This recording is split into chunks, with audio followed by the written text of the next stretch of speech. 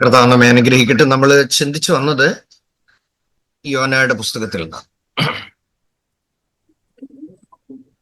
യോന എന്ന വാക്കിന് പ്രാവുന്ന അർത്ഥം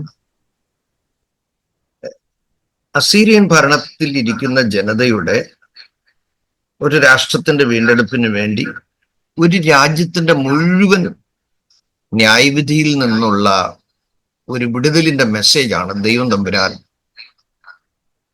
യോനയ്ക്ക് നൽകിയത്.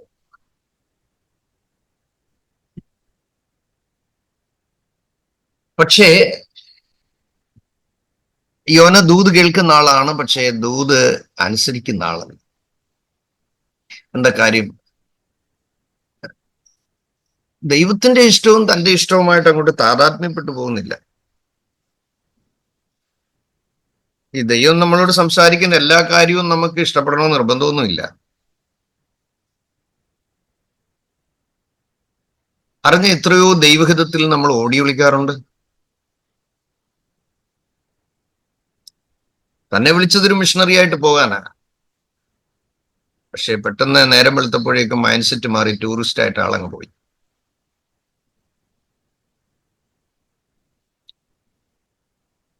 ദൈവ ഇഷ്ടത്തിൽ നിന്ന് ഒരാൾ ഓടുമ്പോൾ ഓർത്തോണം, അനർത്ഥം പുറകെ വരിക. ദൈവം ചുമ്മാതെ ഒരാളോട് സംസാരിക്കത്തില്ല. ദൈവം സംസാരിക്കുന്നത് നമ്മൾ കേൾക്കാൻ മാത്രമല്ല, അനുസരിക്കാൻ വേണ്ടിയും കൂടാ. വചനം പറയുന്ന ദൈവഹിതം സംബന്ധിച്ച് നാം പൂർണ്ണ നിശ്ചയമുള്ളവരായിരിക്കണമെന്ന് വചനത്തിൽ പറയുന്നു. എന്നാൽ ഇവിടെ നമ്മൾ അൾട്ടിമേറ്റ് ആയിട്ട് മനസ്സിലാക്കുന്ന ഒരു കാര്യം, ദൈവഹിതം വിട്ടിട്ട് തന്നിഷ്ടത്തിൽ ഓടിയ ഒരാളിനെ ഉടനെ ഒന്നും ദൈവം തടയാൻ പോയില്ല. പ്രാർത്ഥിച്ചിറങ്ങിയപ്പോൾ ദൈവത്തിന് തടയായിരുന്നു, പോർട്ടിൽ ചെന്നപ്പോൾ തടയാമായിരുന്നു, കപ്പലിൽ കയറിയിട്ട് തടയായിരുന്നു. ദൈവമൊന്നും ചെയ്തില്ല. ക്വസ്റ്റ്യൻ: അറിഞ്ഞ ഹിതത്തിൽ നിന്ന് ഓടിയാൽ ദൈവം ആരംഭത്തിൽ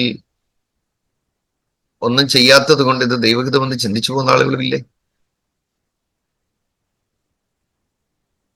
കപ്പൽ നീക്കരുത് എന്ന് പൗലോസ് ലീഗ പറഞ്ഞു.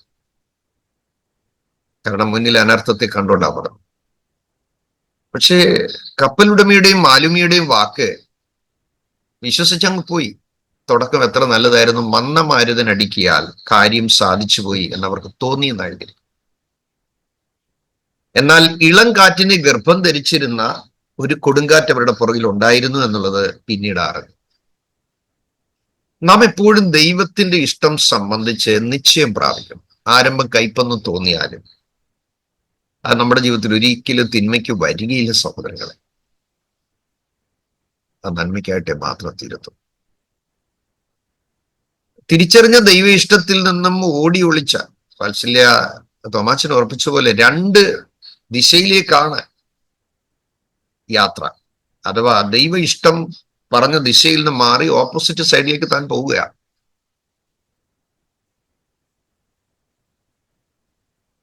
വളരെ രസകരമായി മനസ്സിലാക്കേണ്ട ഒരു കാര്യം, കൂലി കൊടുത്ത് കപ്പലിൽ കയറി അടിത്തട്ടി കളന്ന് ഉറങ്ങുക. എങ്ങനെ സമാധാനത്തോടെ ഉറങ്ങാൻ പറ്റും? എന്തൊരു ചങ്കൂറ്റാന്ന് നോക്കി. കുറ്റബോധമൊന്നും ഇല്ലല്ലോ. കുറ്റബോധമുള്ളവന് ഉറക്കം വരുമോ? അപ്പൊ ചില ആളുകൾക്ക് മനസാക്ഷിയൊന്നും വളരെ കുറവാണ്, ഭയങ്കര കട്ടിയ.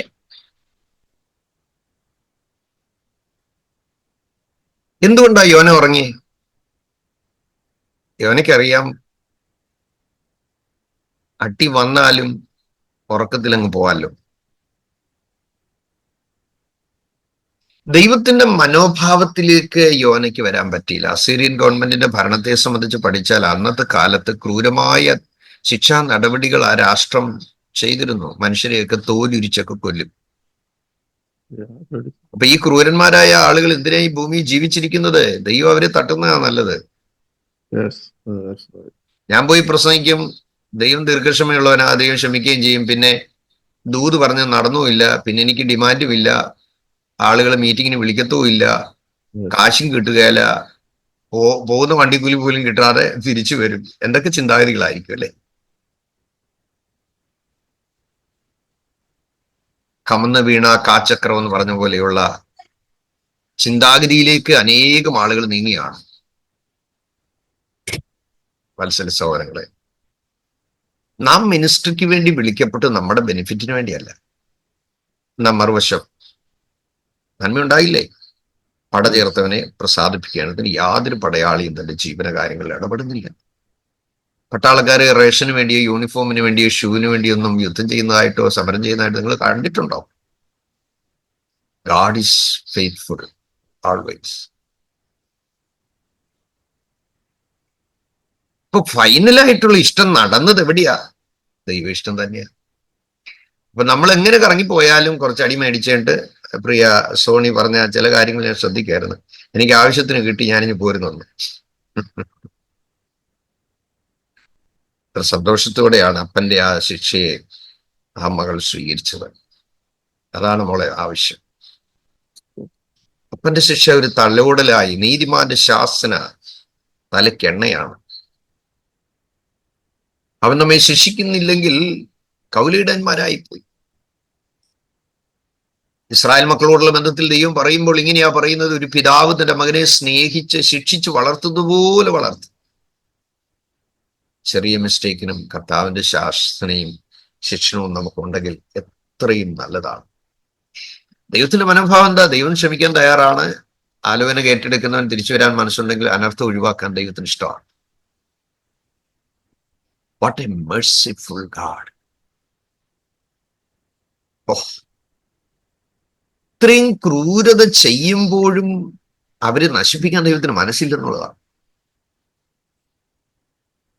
So God fixed a final plan to give one more opportunity, the last chance to one nation.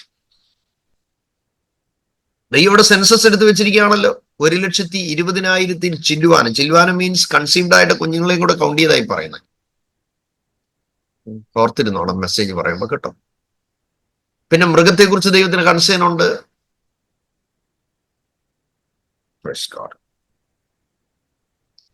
ഒരു പട്ടണത്തിൽ എത്ര ആളുകളുണ്ട് ദൈവത്തിന് കറക്റ്റായിട്ട് കണക്കറിയാം അല്ലെ? 1,20,000 ചില്ലുവാൻ. ഒരു രാജ്യത്തിന്റെ ഡെലിവറൻസിന്റെ മെസ്സേജ് പ്രാപിച്ച യോന നമ്മൾ വായിക്കുന്ന ദൈവസന്നിധിയിൽ നിന്ന് ഓടിപ്പോയി എന്ന്. സോരങ്ങളെ, നാം വചനം പഠിക്കുന്നു. ഓരോരുത്തരുടെ ടെസ്റ്റിമണിയിലൂടെയും പ്രാർത്ഥനയിലൂടെയും വചനം പങ്കുവയ്ക്കലിലൂടെയും ഒന്നിച്ചുള്ള ഡിസ്കഷനിലൂടെയും തിരുവചന വായനയിലൂടെയും ഒക്കെ കർത്താവ് നമ്മളോട് പേഴ്സണലി നന്നായി സംസാരിക്കുന്നുണ്ട്. ബട്ട് ദ ക്വസ്റ്റ്യൻ, ഞാൻ കേൾക്കുന്ന ദൈവശബ്ദത്തിന്റെ മുമ്പിൽ അനുസരിക്കുന്നതിൽ എൻ്റെ നിലപാടെന്താണ്? കുരങ്ങന്റെ കാര്യം പറഞ്ഞ മാതിരി ഇപ്പോഴും ഞാൻ ആ തെങ്ങെ തന്നെയാണോ? സ്തോത്രം. അതോ ഞാൻ അവിടുന്ന് എൻ്റെ പ്ലാനിൽ നിന്നും എൻ്റെ പദ്ധതിയിൽ നിന്നും എൻ്റെ ഇഷ്ടത്തിൽ നിന്നും ദൈവത്തിന്റെ ഇഷ്ടത്തിലേക്ക് എനിക്ക് വരാനായിട്ട് കഴിഞ്ഞോ? ദൈവം ക്ഷമിക്കാൻ തീരുമാനിച്ചാൽ എന്തുകൊണ്ട് നമുക്ക് ക്ഷമിച്ചൂടാ? ദൈവം മടക്കി വരുത്താൻ തീരുമാനിച്ചാൽ എന്തിന് ചർച്ചിൽ നിന്ന് പിഴുതെടുത്ത് കളയണം? ഞാൻ പറയാം, ഏത് ക്രൂരനെയും ഏത് ദുഷ്ടനെയും ഏത് നീചനെയും ഏത് അധർമ്മിയെയും ഏത് പാപിയെയും തെറ്റിൽ അകപ്പെട്ടു പോയവനെയും അത് തുടരാൻ ദൈവം ആഗ്രഹിക്കുന്നില്ല.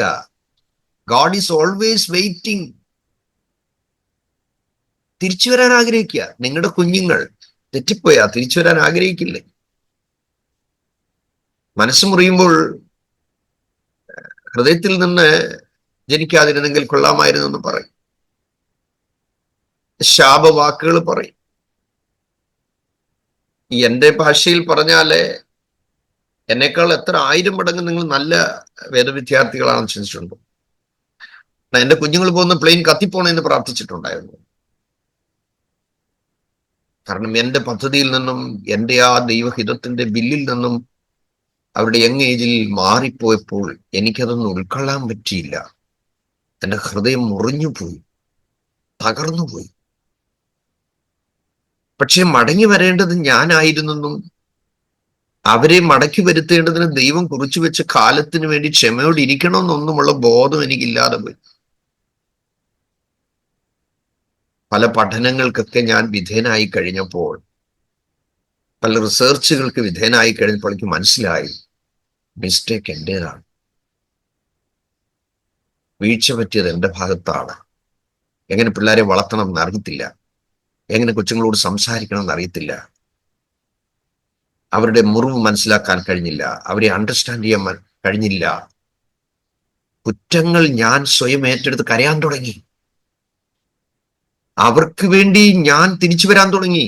ഞാൻ ഭക്തനാണ്, ഞാൻ പറഞ്ഞതുപോലെ കേൾക്കണം, കുറെ ഡോൺ ഡൂവേഴ്സ് പറയുന്നത് മാത്രമായി തീർന്നിരുന്ന ഞാൻ, അത് ചെയ്യരുത്, ഇത് ചെയ്യരുത്, അങ്ങനെ ചെയ്യരുത്, ഇങ്ങനെ ചെയ്യരുത് എന്നുള്ള ആ തലങ്ങളിൽ നിന്ന്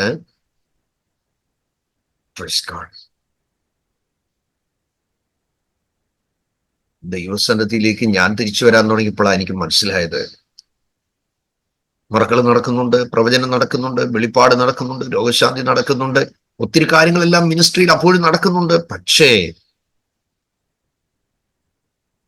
ഹിറ്റ്ലറിനെ പോലെ നമ്മൾ പിള്ളേരോട് പെരുമാറി. റൂസിന്റെ സ്നേഹം കൊണ്ട് അവരെ ചേർത്ത് പിടിക്കാൻ കഴിഞ്ഞില്ല.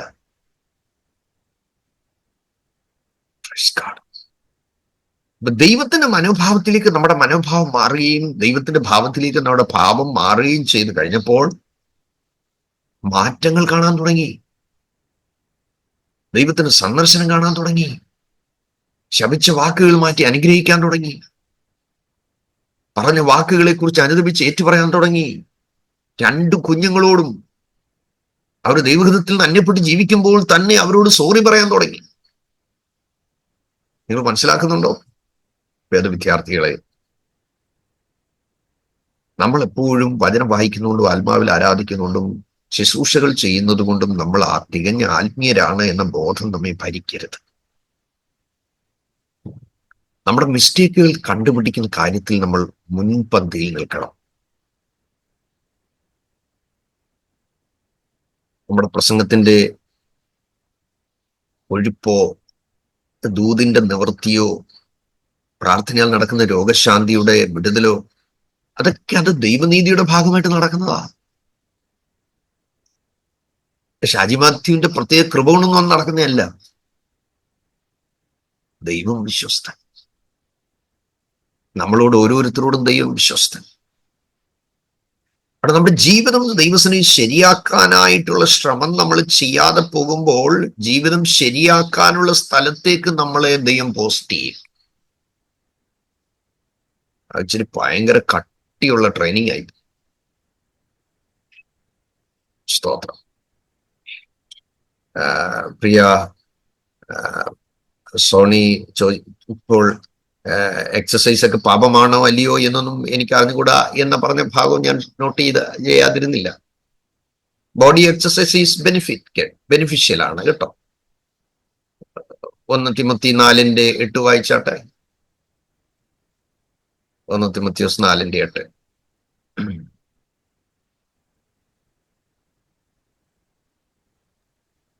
ശരീരാഭ്യാസം അല്പപ്രയോജനമുള്ളതത്രേ, ദൈവഭക്തിയോ. ഇംഗ്ലീഷിലും കൂടെ വായിക്കാൻ ചെയ്യുമെങ്കിൽ നല്ലതാ. ബൈബിൾ നിർത്തി, ഇംഗ്ലീഷ് ബൈബിള്.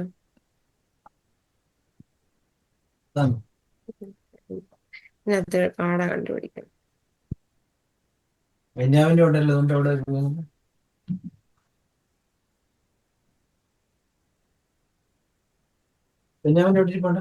അവിടെ നമ്മള് എന്താണ്, ബോഡി എക്സസൈസ് ഈസ് ബെനിഫിഷ്യൽ.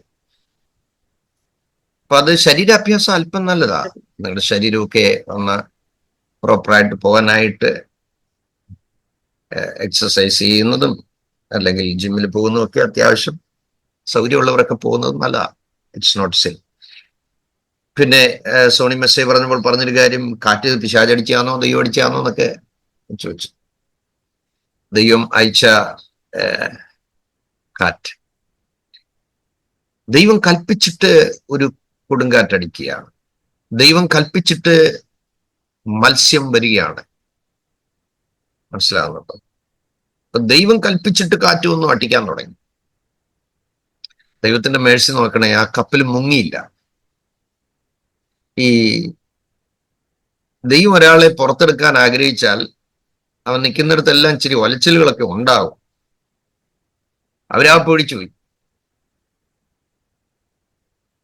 ചീട്ടിട്ടപ്പോൾ അവരുടെ മനസ്സിലൊരു പ്രേരണ ഉണ്ടായി, നമുക്കൊരു കാര്യം ചെയ്യാം, എല്ലാവർക്കും കൂടെ എഴുതി ചീട്ടിടാം, ആർക്കാ വീഴുന്നതെന്ന് അറിയാം. പണ്ടത്തെ കാലത്ത് അങ്ങനെയായിരുന്നു. പരിശുദ്ധാത്മാവ് വരുന്നതിന് മുമ്പൊക്കെ പല സ്ഥലങ്ങളിൽ അങ്ങനെ പഴയ നിയമത്തിൽ നമ്മൾ കാണുന്നു. ആഖാനെ പിടിക്കാനായിട്ട് ഓരോരുത്തരും ചീട്ടിട്ട് ചീട്ടിനകത്തൊരു നിയോഗം ഉണ്ടായിരുന്നു. ഒട്ടിടിയിലല്ലത്, ചീട്ടിടിയിലായിരുന്നു. കുറ്റവാളിയെ പിടിച്ചു.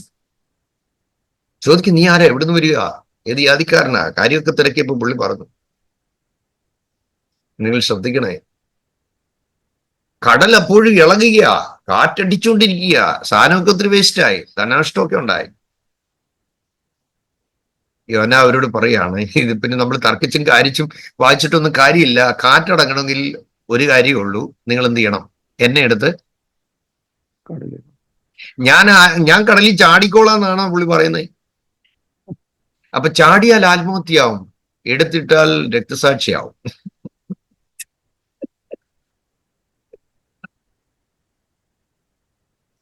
മനസ്സിലായോ? ഓ, സ്വർഗത്തിൽ പോകാനുള്ള ഷോർട്ട് കട്ട്, കിരീടം കിട്ടാനുള്ള എളുപ്പവഴിയേ. ഇപ്പൊ കാറ്റടങ്ങണമെങ്കിൽ ഒറ്റ മാർഗ്ഗമുള്ളൂ, എന്നെ എടുത്തിട്ടാ മതി. അയ്യോ, അവര് ദൈവത്തോട് പ്രാർത്ഥിക്കുകയും ഞങ്ങളോട് ക്ഷമിക്കണേന്ന് പറഞ്ഞു വെച്ച്. യോന വിചാരിച്ചത് ചത്താലും അനുസരിക്കുകയല്ല.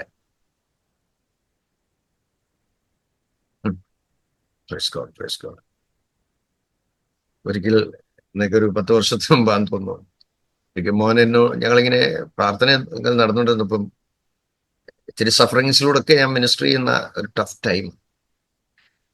പുള്ളി പറഞ്ഞു, ആടി ഞാനൊരു കാര്യം പറഞ്ഞേക്കാം, തമ്പുരാനെങ്ങനെയാണ് സുവിശേഷ വേലയ്ക്ക് വിളിച്ച് അന്നേരം ഞാൻ പോയി ആത്മഹത്യ ചെയ്യും.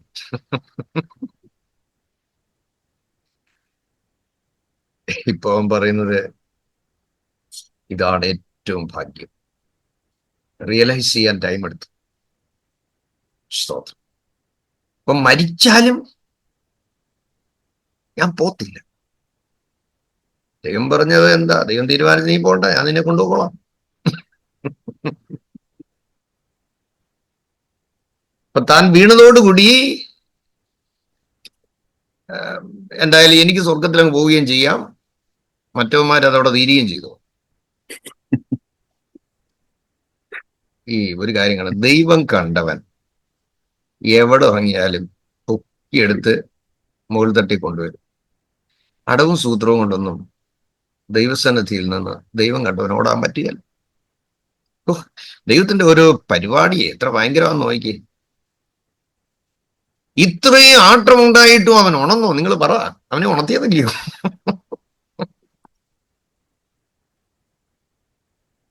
കപ്പലിൽ സർവത്ര നിലവിളിയാ, അപ്പോഴും കൂർക്കമ്പലിയായിട്ടാ പുള്ളി താഴെ. എന്തൊരു കോൺഫിഡൻസ് ആണ് നോക്കി. നിങ്ങൾ പറഞ്ഞേ, വേദപുസ്തകത്തിൽ ഇത്രയും സ്ട്രോങ് ആയ മെന്റൽ ഹെൽത്ത് ഉള്ള ഒരാളില്ല, ഉണ്ടോ?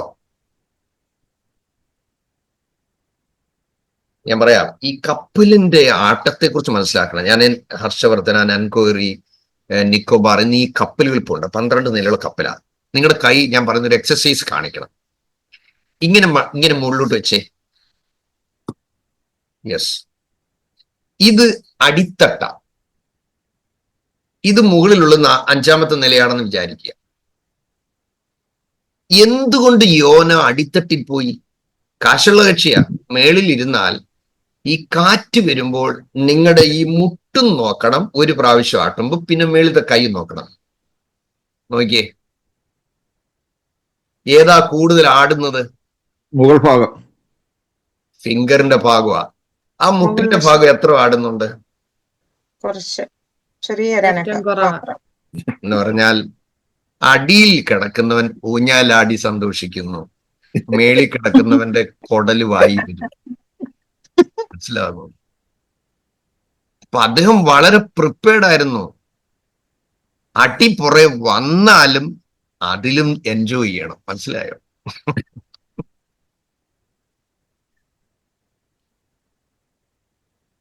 ദൈവം അടിക്കും എന്നുള്ള കാര്യം അവന് ഉറപ്പാ. കാരണം ദൈവം വിടുന്ന ദൈവം അല്ലെന്നറിയാം. അഥവാ അടി വന്നാലും ആ അടിയും ഒരു ഊഞ്ഞാലിന്റെ സുഖം തന്നെ കിട്ടണം. മേളിൽ നിൽക്കുന്നവർ വൊമിറ്റ് ചെയ്ത് ഇടപാട് തീരുക. കാരണം കടൽ ചുരുക്കൂടെ അടിക്കുക. പുള്ളിക്കൊരു കുഴപ്പമില്ല. നെഞ്ചത്തടിച്ച് നിലവിളിച്ച് എല്ലാവരോട് ഇനി ഇതിനകത്ത് ആരാ ഉള്ളത്? കാരണം ചാർട്ട് ചെയ്ത് ലിസ്റ്റിനകത്തുള്ള പേര് നോക്കിയപ്പോ യോന മേളിലില്ല. ബാക്കിയുള്ളവരെല്ലാം മേളിൽ നിന്ന് കരയുക, ഇവൻ കിടന്ന് ഉറങ്ങുക. ഒരു കൂട്ടം കരയുമ്പോഴും പ്രവാചകൻ എന്ത് ചെയ്യുക? ഇത്രയും പ്രശ്നം ഉണ്ടാക്കിയത് ആരാ? ഈ പ്രശ്നം ഉണ്ടാക്കിയവന് എങ്ങനെ ഉറങ്ങാൻ പറ്റി? സഭ കൂട്ടം നിലവിളിയാന്നിരിക്കട്ടെ, പ്രശ്നം ഉണ്ടാക്കിയവൻ എന്ത് ചെയ്യുക? പരമഭക്തനായി ഉറങ്ങുക. വേണേ വാക്യമുണ്ടല്ലോ, ഞാൻ സമാധാനത്തോട് കിടന്ന് ഉറങ്ങും. മനസ്സിലായോ? എനിക്കറിയാം ഇതൊരു പക്ഷേ ഡെസ്റ്റിനേഷനിലൊന്നും എത്താൻ പോകുന്നില്ല. അതുകൊണ്ട് മുങ്ങിയാലും ഞാൻ ഉറക്കത്തിലങ്ങ് പോകുമല്ലോ. നമ്മുടെ ചിന്താഗതികളൊക്കെ എത്ര പെട്ടെന്ന് അദ്ദേഹം തിരുത്തുന്നേ അല്ലേ? നമ്മുടെ മനോഭാവങ്ങളെയൊക്കെ എത്ര പെട്ടെന്ന് കീറി മുറിക്കുന്നത്.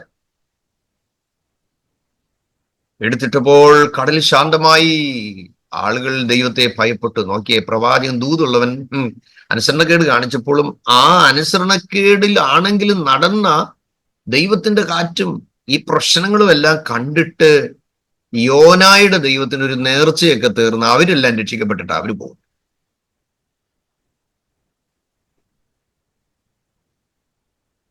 മനസ്സിലായോ? ഞാൻ രക്തസാക്ഷിയായ കർത്താവ് ഇതാ വരുന്നു എന്ന് പറഞ്ഞുകൊണ്ട് വീണപ്പോഴേക്കും ഒരു പുള്ളി എടുത്തോണ്ട് ഒരൊറ്റ പാച്ചിൽ പാഞ്ഞു.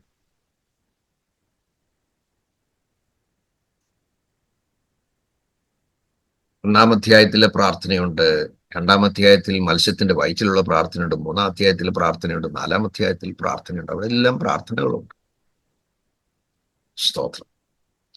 ഇപ്പൊ നിങ്ങൾ മനസ്സിലാക്കണം, ദൈവശബ്ദം കേൾക്കുന്നെങ്കിലും അനുസരിക്കാത്തൊരു പ്രവാചകൻ. മറ്റുള്ളവരോട് ദൂത് പറയാൻ തന്റെ പക്കലുണ്ട്,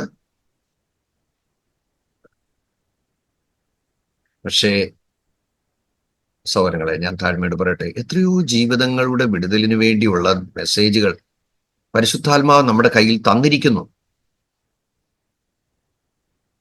ഞാൻ പറയുന്നത് കേൾക്കാൻ പറ്റുന്നുണ്ടോ നിങ്ങൾക്ക്?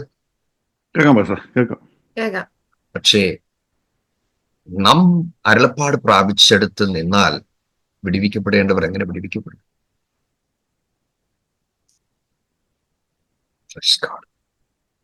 നമ്മൾ മനസ്സിലാക്കേണ്ട കുറച്ച് കാര്യമുണ്ട്. ദൈവം അയച്ച കാറ്റ്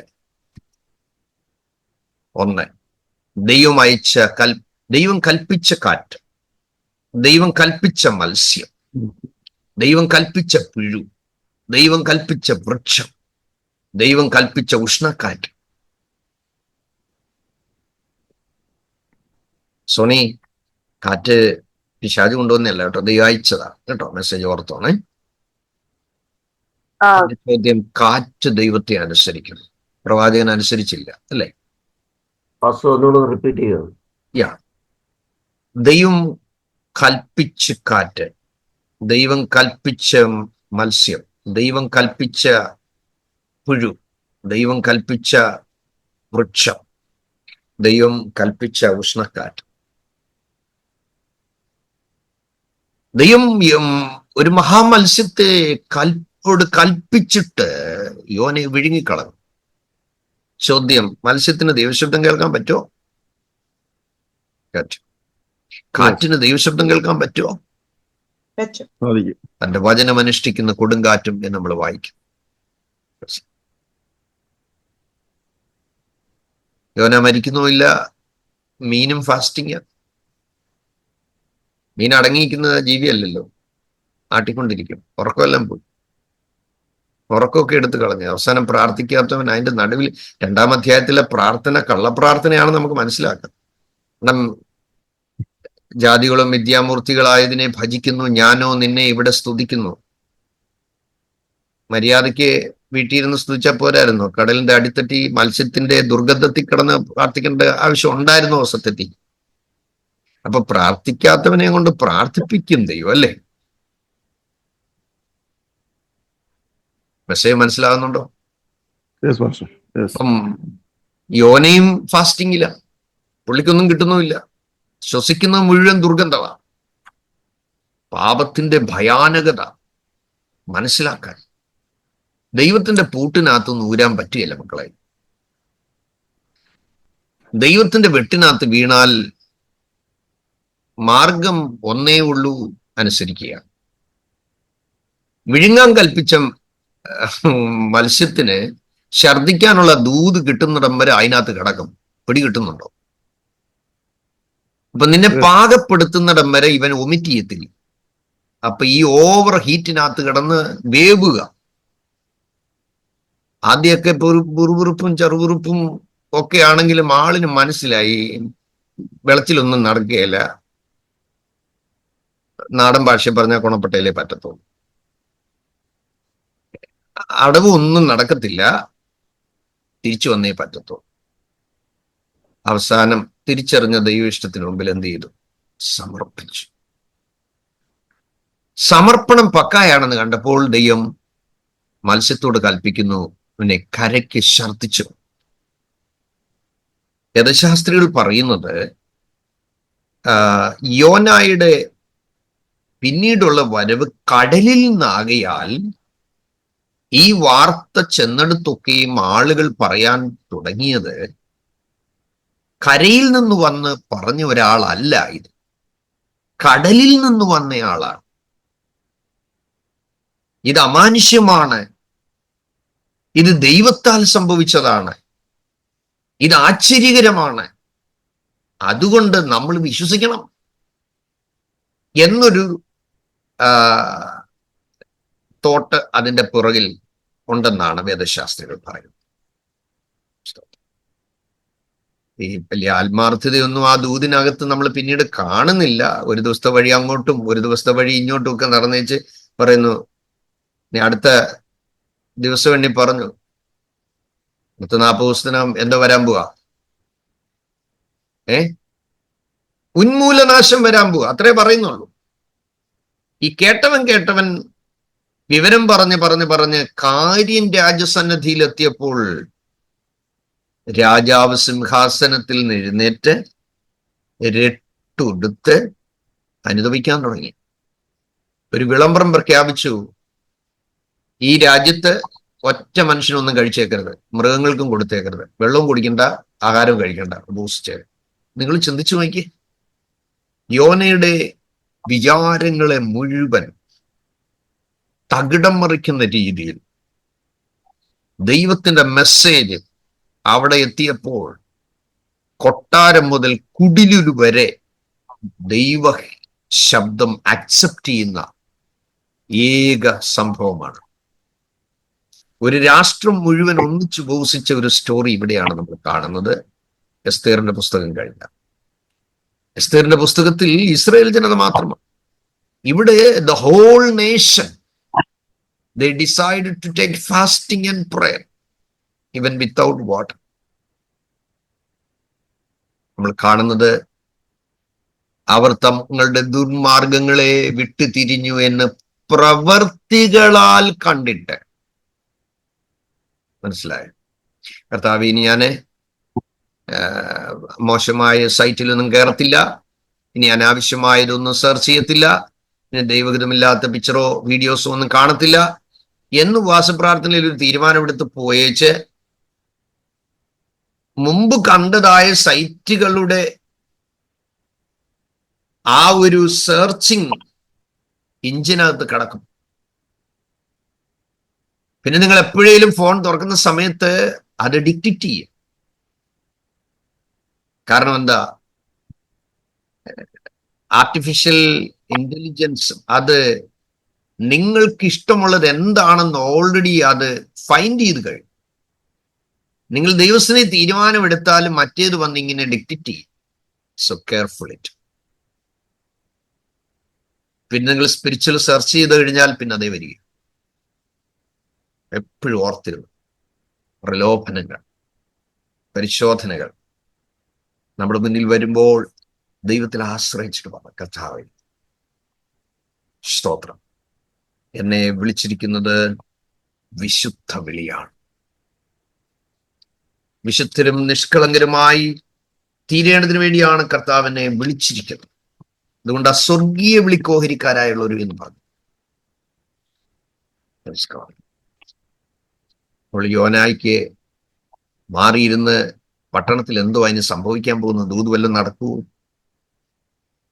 സ്തോത്രം. നമ്മൾ കാണുന്ന യോന ഈ അരുളപ്പാട് ഏറ്റെടുത്ത് ജനത്തോടുകൂടി ഇരുന്ന് പ്രാർത്ഥിക്കാൻ തയ്യാറായില്ല. ഇൻഡിപെൻഡന്റ് മൈൻഡ് സെറ്റ് ആയിരുന്നു. ശ്രദ്ധിക്കുന്നുണ്ടോ നിങ്ങൾ? ചിലർക്ക് ചില സമൂഹത്തോട് മാത്രം കൂറ് കാണും, ചില വിഭാഗത്തോട് മാത്രം കൂറ് കാണും. ആ ക്യാരക്ടർ നമ്മൾ പൊളിച്ചു കളയണം. ഇതെല്ലാം ഒരു മുട്ടായി കവറാ. നമ്മുടെ ശരീരമേ മുട്ടായി കവറാ. ഏത് നിറവാന്നേലും ആ ചമട നമ്മുടെ ഈ തൊക്കം കൊണ്ട് പൊളിച്ചു കളഞ്ഞാൽ ഒരേ നിറത്തിലുള്ള ഇറച്ചി ഏകദേശം. സ്തോത്രം, സ്തോത്രം, സ്തോത്രം. ഓർത്തിരുന്നു കൊള്ളണം. സകല ജാതികളിൽ ശിഷ്യരാക്കി വരുന്ന കർത്താവ്. വളരെ സഹോദരങ്ങളെ, ഓർത്തിരുന്നു കൊള്ളണം. അവരോടുകൂടി കൂട്ടായ്മ ആചരിക്കാനോ അവരോടുകൂടി ഉപസിക്കാനോ താൻ തയ്യാറായില്ല. താൻ പട്ടണത്തിന് പുറത്ത് താനിങ്ങനെ ഒരു കുടിലുമൊക്കെ തനിയെ കെട്ടി പട്ടണത്തിന് വരുന്ന അനർത്ഥം കണ്ട് കാത്തിരിക്കുക. നിങ്ങൾ ഒരിക്കലും പ്രവചിച്ചത് തന്നെ നടക്കണമെന്ന് ആഗ്രഹിക്കരുത്.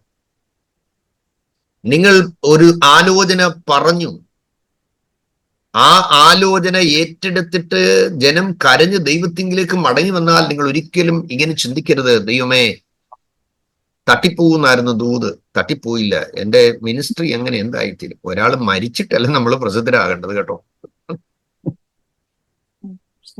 കർത്താവിനോട് ഇപ്പോഴും ഭോഷന്മാരാകാൻ നിങ്ങൾ സമർപ്പിച്ചു കൊടുത്തേക്കണം. ഒരു ജാതി നിങ്ങളുടെ ദുഷ്ടത വിട്ട് തിരിയുന്നെങ്കിൽ ദൈവം എപ്പോഴും വില്ലിങ്ങാണ് തിരിച്ചു കൊണ്ടുവരാൻ. അപ്പൊ താൻ കാണുന്നത് ദൈവം പറഞ്ഞ അനർത്ഥം വരുത്തിയില്ല, ഇത് യോനയ്ക്ക് അനിഷ്ടമായി, വ്യസനമായി എന്നാ. നോക്കിക്കേ. അപ്പൊ ദൂത് പറയുമ്പോഴും മനസ്സിലുള്ള ആഗ്രഹം എന്തുവാ? ഇവനെ ദൈവം തട്ടിയേ പറ്റും, ഇവനെ കാച്ചിയേ പറ്റും, ഇവനെ ഇവിടുന്ന് മാറ്റിയേ പറ്റും. പലപ്പോഴും നമ്മൾ അങ്ങനെ ചിന്തിക്കാറില്ലേ? നമുക്ക് ദോഷം ചെയ്യുന്നവർക്ക് വേണ്ടി മാനസാന്തരത്തിനാ പ്രാർത്ഥിക്കുന്ന എങ്കിൽ പോലും ഉള്ളിന്റെ ഉള്ളിൽ തട്ടിപ്പോയാൽ ഒരു സന്തോഷം തോന്നാറില്ലേ? ഓഹ്, എന്റെ ദൈവമേ, തലവേദനയും ഒഴിഞ്ഞല്ലോ, വിടുതലായല്ലോ. ദൈവത്തിന്റെ മനോഭാവം മാറ്റി. അപ്പൊ ദൈവം പെട്ടെന്ന് ഒരു പ്രവൃത്തി ചെയ്യുന്നു. യോനയെ തന്റെ സങ്കടത്തിൽ രക്ഷിക്കേണ്ടതിന് ദൈവം ഒരു ആവണക്ക് കൽപ്പിച്ചുണ്ടാക്കി. ഒരു 25 yearsന്റെ വളർച്ച വരത്തക്കവണ്ണം ഒറ്റ രാത്രി കൊണ്ട് നോക്കി നിൽക്കുമ്പോ വൃക്ഷം എന്ത് ചെയ്യുക? കേറി വരിക. അപ്പൊ യോന കണ്ണാലെ കാണുകയാണ്. ഇടാ നോക്കി നിൽക്കുമ്പോഴത്തേന് എന്തോ വളർച്ചയാ. ഒറ്റ രാത്രി കൊണ്ട് തണലുണ്ടാക്കി. എന്റെ ചിന്തയാണ്, ഒരാൾക്ക് അത്യാവശ്യം നല്ല തണൽ കിട്ടണമെന്നുണ്ടെങ്കിൽ, ഫുൾ കവറിങ് വരണമെങ്കിൽ നല്ല ശിഖരങ്ങൾ വേണമല്ലോ. ഇതൊക്കെ വർഷങ്ങൾ കിടക്കുമല്ലോ. നിനക്കൊരു തണല് തരാൻ ദൈവം തീരുമാനിച്ചാൽ അതിനധികം സമയം. നിനക്കൊരു മറവ് തരാൻ ദൈവം തീരുമാനിച്ചാൽ അധികം സമയമൊന്നും വേണ്ട. നിന്നെ ഉഷ്ണക്കാറ്റ് തൊടാതെ സൂക്ഷിക്കണമെന്ന് ദൈവം ആഗ്രഹിച്ചാൽ ദൈവത്തിന്റെ കയ്യിൽ അതിനുള്ള പ്ലാനുണ്ട്. നിന്നെ പ്രൊട്ടക്ട് ചെയ്യാൻ, നീ വാടി വീഴാതിരിപ്പാൻ ഒരു തണൽ തരാൻ ദൈവം ആഗ്രഹിച്ചാൽ അത് ഒറ്റ രാത്രി കൊണ്ട് ദൈവം ചെയ്യും. ഒറ്റ രാത്രി കൊണ്ട് അഹരോന്റെ വടി തളർത്തുന്നത് നിങ്ങൾ അറിയുന്നില്ലേ? മിനിസ്ട്രിയെ കുറിച്ച് ചോദ്യം ചെയ്തപ്പോൾ ദൈവം തെരഞ്ഞെടുത്തവനെ ദൈവം പ്രൂവ് ചെയ്യാൻ. നിങ്ങൾക്കൊരു പ്രോഗ്രാമിന് വേണ്ടിയോ അവസരത്തിന് വേണ്ടി നിങ്ങൾ ഇടിച്ചു കയറാൻ ഒരിക്കലും ശ്രമിക്കരുത്. ദൈവം നിങ്ങളെ ഉപയോഗിക്കാൻ തീരുമാനിച്ചാൽ ഇനി ലോകത്തിൽ ഏത് വ്യക്തി തടഞ്ഞാലും നടക്കത്തില്ല. ദൈവം റൈറ്റ് ടൈമിൽ റൈറ്റ് വേയിലൂടെ റൈറ്റ് പേഴ്സണെ ഒരിക്കലും നിങ്ങളെ ആ പ്ലാറ്റ്ഫോമിൽ കൊണ്ടുചെന്നിരിക്കും. താൻ ആവണക്ക് നിമിത്തം സന്തോഷിച്ചു. അപ്പൊ ദൈവം ചോദിക്കുകയാണ്, ദൈവത്തിന് മനസ്സിലായി ജനത്തിന്റെ മടങ്ങി വരവിലല്ല സന്തോഷിക്കുന്നത്, ആവണക്കിലാണ്. സത്യത്തിൽ അത് ടെമ്പററി ആയിരുന്നു അല്ലേ? സൗരങ്ങളെ, നമുക്കുള്ള ഒരു മാനുഷികമായ ഭൗതിക ബ്ലെസ്സിങ്ങിലും നമ്മൾ ഒരുപാട് സന്തോഷിക്കണം. നമ്മുടെ സ്ഥാനം, നമ്മുടെ വരുമാനം, നമ്മുടെ ആരോഗ്യം, നമ്മുടെ കുടുംബജീവിതം, നമുക്കുള്ള എല്ലാ ഭൗതികവും ഓരോ ദിവസവും നമ്മൾക്ക് ലഭിക്കുമ്പോൾ നന്ദി പറഞ്ഞ് അത് അനുഭവിക്കണം. പിറ്റേ ദിവസം ഒരു പുഴുവിനെ കൽപ്പിച്ചുണ്ടാക്കി അത് കുത്തിക്കളഞ്ഞു. ഒരു ചെറിയ പുഴുവിനെ ഉപയോഗിച്ചാലും ദൈവത്തിന് കുത്താനാണെങ്കിൽ കുത്തിക്കളയാൻ പറ്റും, അല്ലേ? ദ നെക്സ്റ്റ് ഡേ എത്ര അത്യുഷ്ണ കാറ്റാ വന്നു. യോനയ്ക്ക് വേണ്ടി 5 കൽപ്പനാ പ്രവൃത്തികൾ ദൈവം ചെയ്യേണ്ടി വന്നു, അല്ലേ? എന്തിന്? രൂപാന്തരപ്പെടുത്തി. അവരോട് ചോദിക്കുന്നു, നിനക്ക് നീ ഒന്നും ചെയ്തിട്ടില്ലല്ലേ ഇതെല്ലാം കിളിച്ചു വന്നതൊക്കെ? ഇത് വാടിയും നിനക്ക് ദുഃഖം തോന്നുന്നു. അപ്പൊ എനിക്ക് ഈ 1,20,000 ചില്ലാനും പേരോടും അയ്യോ ഭാവം തോന്നിക്കൂടായോ? നീ കോപിക്കുന്ന വിഹിതമാണോ? യോനയുടെ മറുപടി എന്താ? വിഹിതമെന്ന് മാത്രമല്ല പറഞ്ഞു, മരണപര്യന്തം കോപിക്കുന്നത് വിഹിതം എന്നാ. അപ്പൊ എന്താ സത്യത്തിൽ? സ്വഭാവം മാറ്റാൻ തയ്യാറല്ലെന്നല്ലേ? ശ്രദ്ധിക്കുന്നുണ്ടോ നിങ്ങൾ? ആ, ഞാൻ ഭയപ്പെട്ടു പോയി ആ ഭാഗം വായിക്കുമ്പോൾ. മരണപര്യന്തം കോപിക്കുന്ന വിഹിതം തന്നെ എന്ന് പറഞ്ഞു കഴിഞ്ഞാൽ ചത്താലും ഇനി അനുസരിക്കുകയില്ല. അവര് വിടിവിക്കപ്പെട്ടിട്ടും ദൈവത്തോട് കലിപ്പായി. നീ എന്തിനാ വിടിവിച്ചവരെ? നിങ്ങൾ നശിക്കാൻ കാത്തിരിക്കുന്ന ആളുകൾ മേൽത്തരമായ ലെവലിലേക്ക് പുരോഗതി പ്രാപിക്കുമ്പോൾ സ്വാഭാവികമായ അസൂയ തോന്നാറില്ലേ? മനസ്സിന്റെ ഉള്ളറയിലേക്ക് നിങ്ങൾ ചോദ്യം ചെയ്ത് നോക്കി. എടാ, അവനെ ദൈവം കാച്ചാൻ വേണ്ടി നമ്മൾ പ്രാർത്ഥിച്ചുകൊണ്ടിരിക്കുകയായിരുന്നു. ഇപ്പം താണ്ട് അവനെ ഇച്ചിലൂടെ മെച്ചമായ രീതിയിലുള്ള വണ്ടിയിലും പോകുന്നു, അവൻ വീടും മേടിച്ചു, അവന്റെ പിള്ളേരും കുറെ കൂടെ ഗതിയായി. നമ്മളിതാ പിന്നെയും നമ്മൾ വലിയ കാര്യത്തെ പ്രാർത്ഥനയും ഉപവാസവും ആ കാര്യങ്ങളെല്ലാം തിരിഞ്ഞു മറിഞ്ഞൊക്കെയാ പോകും. എന്റെ ശത്രുവിന്റെ തകർച്ചയിൽ നീ സന്തോഷിക്കരുത്. വനം ന്യായവിധിയും ജഡ്ജ്മെന്റ് ഒക്കെ ദൈവത്തിന്റെ കയ്യിൽ വിട്ടുകൊടുക്കുക സവാരങ്ങൾ. ന്യൂ ടെസ്റ്റ്മെന്റിൽ പറയുന്നത് love your enemies and pray for those who prosecute you. ശത്രുക്കളെ സ്നേഹിക്കണം, ഉപദ്രവിക്കുന്നവർക്ക്.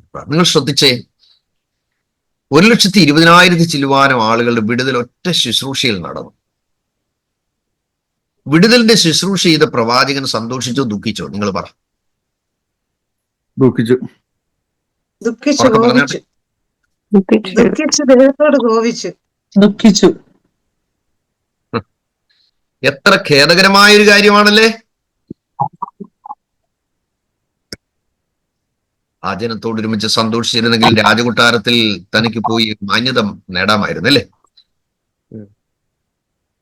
രാജാവിന്റെ സിംഹാസനത്തിൽ നിന്ന് താഴെ ഇറക്കുന്ന മെസ്സേജ്, രാജവസ്ത്രം അഴിച്ചു മാറ്റി രട്ടുടുപ്പിക്കുന്ന മെസ്സേജ്. മെസ്സഞ്ചർ എവിടെ നിൽക്കുക? പട്ടണത്തിന് വെളിയിൽ നിൽക്കുക.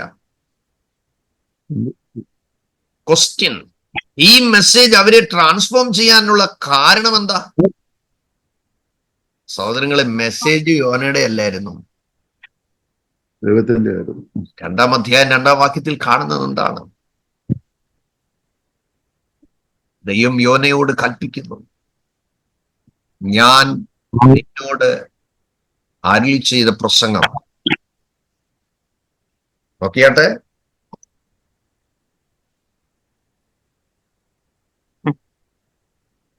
അതിനോട് പ്രസംഗിക്കാം. 3-ാം അധ്യായം 2-ാം വാക്യം. നീ പുറപ്പെട്ട് മഹാനഗരമായ നിനവയിലേക്ക് ചെന്ന് ഞാൻ നിന്നോട് അരുളി ചെയ്യുന്ന പ്രസംഗം അതിനോട് പ്രസംഗിക്കുക. 1:2. നീ പുറപ്പെട്ട് മഹാനഗരമായ നിനവയിലേക്ക് ചെന്ന് അതിന് വിരോധമായി പ്രസംഗിക്കുക. അവരുടെ ദുഷ്ടത എന്റെ സന്നിധിയിൽ എത്തിയിരിക്കുന്നു. മെസ്സേജ് ഒരു കംഫർട്ട് മെസ്സേജ് അല്ല, ഒരു warning message. Soft corner message അല്ല, ഒരു മുന്നറിയിപ്പിന്റെ മെസ്സേജാ. തോലിരിക്കുന്ന ജനത്തിന്റെ നടുവിൽ ഈ മെസ്സേജുമായിട്ട് ചെന്നാൽ തനിക്ക് എന്തുവാ നേരിടാൻ പോകുന്നതെന്ന് പേടിയുണ്ട്. കേൾക്കുന്നുണ്ടോ നിങ്ങൾ? തന്റെ സേഫ്റ്റിയൊക്കെ നോക്കുക. കൺഫ്യൂഷനായി. പ്രാർത്ഥിക്കാനും പ്രാപിക്കാനും അരുളപ്പാട് കേൾക്കാനും നമ്മൾ ഇരിക്കാറുണ്ടല്ലേ? നല്ല കാര്യം. പക്ഷെ ദൂത് കേട്ടതിന് ശേഷം നമ്മുടെ മനോഭാവം എന്താ? നിങ്ങൾ എപ്പോഴും ഓർത്തുകൊള്ളണം, ദൈവം നിങ്ങളെ ഉപയോഗിക്കുന്നതിന് മുൻപോ പിൻപോ പിശാച് പോരാടിയെന്നും വരാം. നിർബന്ധമൊന്നുമില്ല, പോരാടിയെന്ന് വരാം. ദൂത് കേട്ടതിന് ശേഷം സാത്താൻ വന്ന് അരികിൽ വന്ന് അവനോട് സംസാരിച്ച് കാണും, അല്ലേ? ചിന്താമണ്ഡലങ്ങളിൽ ഗാഡ് ഈസ് മേഴ്സിഫുൾ. നീ പോയി പ്രസംഗിക്കും, അവനനുദപിക്കും, തിരിച്ചു വരും. പിന്നെ നീ പ്രസിദ്ധനൊന്നും ആകത്തില്ല. നിനക്ക് നെയിമും ഫെയിമും ബെനിഫിറ്റ് ഒന്നും കിട്ടാൻ സാധ്യതയില്ല. ദൈവം മേഴ്സിഫുള്ളാ. നീ ചുമ്മാ ടെൻഷൻ അടിച്ചിരിക്കാതെ എവിടെയെങ്കിലും പോയി എൻജോയ് ചെയ്യും. അതാ മിഷണറി കോളിംഗ് മാറി ടൂറിസ്റ്റ് വിസയിൽ ആള് സ്ഥലം വിട്ടു.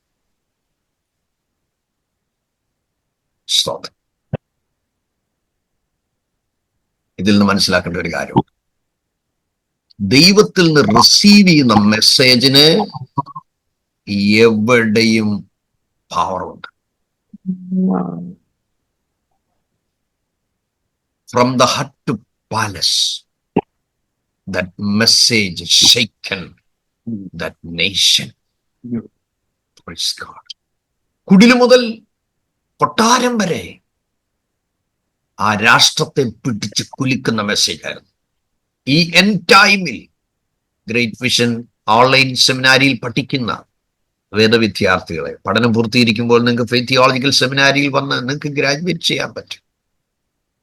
വേദാധ്യാപകരിൽ നിന്ന് കേൾക്കുന്ന ക്ലാസ്സുകൾ പ്രാർത്ഥനയോടെ പഠിച്ച് നിങ്ങളുടെ പ്രായോഗിക ജീവിതത്തിൽ കൊണ്ടുവന്ന് പ്രൊഫഷണലായ ആളുകൾക്ക് വേണ്ടി മാത്രം ഉള്ള ഒരു പ്ലാറ്റ്ഫോം ആണല്ലോ നമ്മുടെ ഗ്രേറ്റ് വിഷൻ ഓൺലൈൻ സെമിനാരി.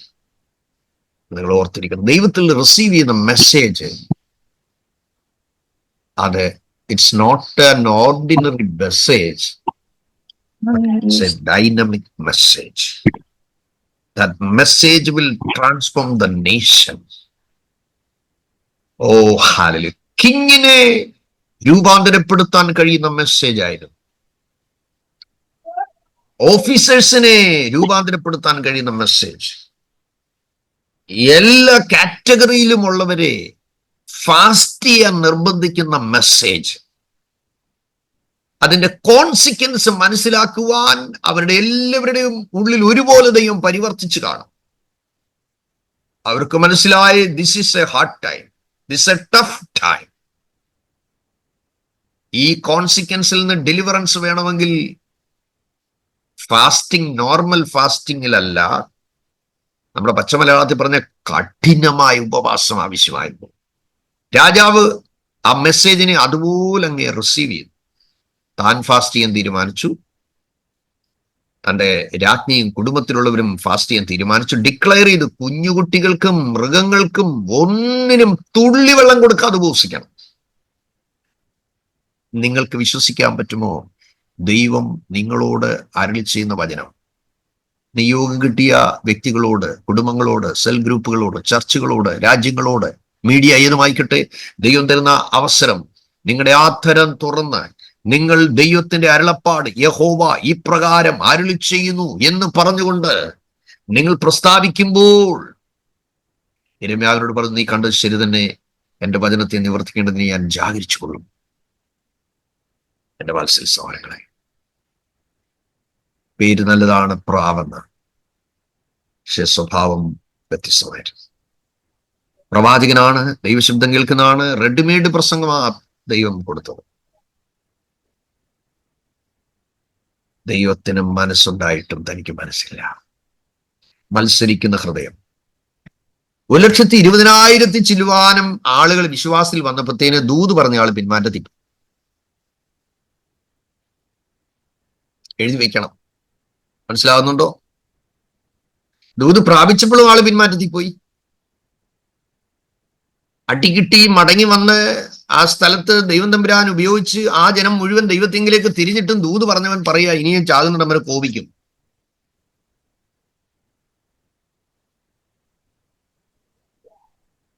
നാം പ്രസംഗിച്ചിട്ട് കർത്താവ് പറഞ്ഞ പോലെ നിങ്ങൾ ഒരുവനെ മതത്തിൽ ചേർക്കുവാൻ കടലും കരയും ചുറ്റി നടക്കുന്നു, ചേർത്ത ശേഷം നിങ്ങളെക്കാൾ ഇരട്ടിച്ച നരകയോഗ്യനാക്കുന്നു. നിങ്ങൾ മനസ്സിലാക്കണം, തന്റെ രാജ്യത്തിൽ നിന്ന് മറ്റൊരു രാജ്യത്തേക്ക് ഉള്ള സന്ദേശവുമായിട്ടാണ് ദൈവാത്മ കൊണ്ടുപോയത്. ആണോ? ഒരു അതർ കൺട്രിയിലേക്കുള്ള മിഷണറി കോളിംഗ് ആയിരുന്നു തനിക്കുണ്ടായിരുന്നു. നിങ്ങൾ ഓരോരുത്തരും ആയിരിക്കുന്ന രാജ്യത്ത് വിശ്വാസത്തോടെ മാറിൽ കരം വെച്ച് പറയാമോ, അപ്പാ എന്നെ ഈ രാജ്യത്ത് അയച്ചത് അങ്ങേക്കൊരു പർപ്പസ് ഉണ്ട്, അങ്ങേക്കൊരു പ്ലാൻ ഉണ്ട്. Lord, here am I for thy perfect will. അങ്ങയുടെ ആ പൂർണ്ണതയുള്ള ദൈവഹിതത്തിനായി എന്നെ സമർപ്പിക്കുന്നു. Send me Lord. വീടുകളിൽ, പട്ടണങ്ങളിൽ, തെരുക്കോണുകളിൽ കർത്താവ് എന്നെ ഉപയോഗിക്കണമേ, എന്നെ അയക്കണമേ. ആ ഒരു സമർപ്പണത്തോടെ നമുക്ക് ജീവിക്കാം. കർത്താവ് നമ്മെ സഹായിക്കട്ടെ. ഷാൽ ബി പ്രേ. തോമാച്ചൻ പ്രാർത്ഥിച്ച് ആശീർവാദം പറഞ്ഞാട്ടെ. Hallelujah, hallelujah. അപ്പാ, സ്തുതിക്കുന്നു കർത്താവേ, അവിടുത്തെ വചനത്തിന്റെ ആമേൻ സ്തോത്രം കർത്താവേ. കേൾവിയില് കർത്താവേ അടിയങ്ങളെ തന്നെ ആമേൻ താഴ്ത്തി സമർപ്പിക്കുന്നു കർത്താവേ. ഹല്ലേലൂയ. അവിടുത്തെ അഭിഷേകത്തിൽ നിന്ന് കർത്താവേ കേട്ട് ആമേൻ ദൈവത്തിന് മാറ്റമില്ലാത്ത വചനം ഏറ്റെടുത്ത് ആമേൻ സ്തോത്രം ദൈവശബ്ദം ആമേൻ കേട്ടനുസരിക്കുവാൻ തക്കവിധം അടിയങ്ങളെ തന്നെ ആമേൻ സമർപ്പിക്കുന്നു പിതാവേ. കർത്താവെ, കഴിഞ്ഞ നാളുകളിൽ ആമേൻ ഞങ്ങളുടെ ജീവിതത്തിൽ വന്നു പോയ ആമേൻ എല്ലാ അനുസരണക്കേടിനെയും ഹല്ലേലൂയ അവിടുന്ന് ക്ഷമിക്കണമേ പിതാവേ. ഹല്ലേലൂയ, സ്തോത്രം. ദൈവശബ്ദത്തിന് ഓരോ നിമിഷവും അപ്പാ യെസ് എന്ന് പറയുവാൻ അടിയങ്ങളെ സഹായിക്കണമേ എന്ന് പ്രാർത്ഥിക്കുന്ന കർത്താവേ. ഹല്ലേലൂയ. ഈ ദിവസങ്ങളിൽ വാസത്തോടും പ്രാർത്ഥനയോടും അവിടുത്തെ തിരുസന്നിധിയിൽ കർത്താവേ ഹല്ലേലൂയ ആമേൻ സ്തോത്രം ഇരുന്ന് ഒരു മടങ്ങി വരുവാൻ അപ്പാ സ്തോത്രം ഓരോരുത്തരെ അടിയങ്ങളെ ഓരോരുത്തരും അവിടെ സഹായിക്കണമേ എന്ന് പ്രാർത്ഥിക്കുന്നു. അവിടുത്തെ അഭിഷേകമേ ശക്തിയോടെ വീണ്ടും ശുശ്രൂഷയിൽ ഉപയോഗിക്കണമേ എന്ന് പ്രാർത്ഥിക്കുന്ന കർത്താവേ. ഹല്ലേലൂയ. വചനം പങ്കുവെച്ച ആമേൻ സ്തോത്രം ആമേൻ സോണി സിസ്റ്ററെ ദൈവം സഹായിക്കണം, ശക്തീകരിക്കണമേ. ഇന്ന് ജോയിൻ ചെയ്ത ഓരോരുത്തരുടെ മേലും ദൈവത്തിന് വലിയ കാര്യം പ്രവർത്തിക്കണമേ എന്ന് പ്രാർത്ഥിക്കുന്നു. അടിയങ്ങളായിരിക്കുന്ന ദേശത്ത് ആമേൻ ദൈവത്തിന് വേണ്ടി നിൽക്കുവാന്, ആമേൻ കാവൽക്കാരായി നിൽക്കുവാന്, ആമേൻ സ്തോത്രം ദൈവം ആമേൻ നൽകുന്ന ദൂതുകളെ ആമേൻ പറയുവാന്, അനേകരെ മാനസാന്തരത്തിലേക്ക് നയിക്കുവാന് ആമേൻ സ്തോത്രം ഇടവെന്ന് പ്രാർത്ഥിപ്പാൻ ഞങ്ങളെ ഓരോരുത്തരും ഇവിടുന്ന് ബലപ്പെടുത്തണമേ എന്ന് പ്രാർത്ഥിക്കുന്നു. ദൈവകരങ്ങളൊരിക്കൽ കൂടി ഞങ്ങളെ മുറ്റമായി താഴ്ത്തിയിരിക്കുന്നു. ദൈവകൃപ മൂട് മറച്ചാട്ട് സകലതോടെ ഞങ്ങൾക്ക് വേണ്ടി ജീവൻ തന്ന യേശു ക്രിസ്തുവിന്റെ നാമത്തിൽ ചോദിക്കുന്നു, കൃപയുണ്ടായി കേൾക്കണം. സ്വർഗീയ പരിശുദ്ധ പിതാവേ, ആമേൻ. സ്തോത്രം. കർത്താവായ യേശു ക്രിസ്തുവിന്റെ കൃപയും ദൈവത്തിന്റെ സ്നേഹവും പരിശുദ്ധാത്മാവിന്റെ കൂട്ടായ്മയും നിങ്ങൾ എല്ലാവരോടും കൂടെ ഇരിക്കുമാറാകട്ടെ. ആമേൻ. God bless you all. Praise God. കർത്താവ് ധാരാളമായി അനുഗ്രഹിക്കട്ടെ. See you tomorrow.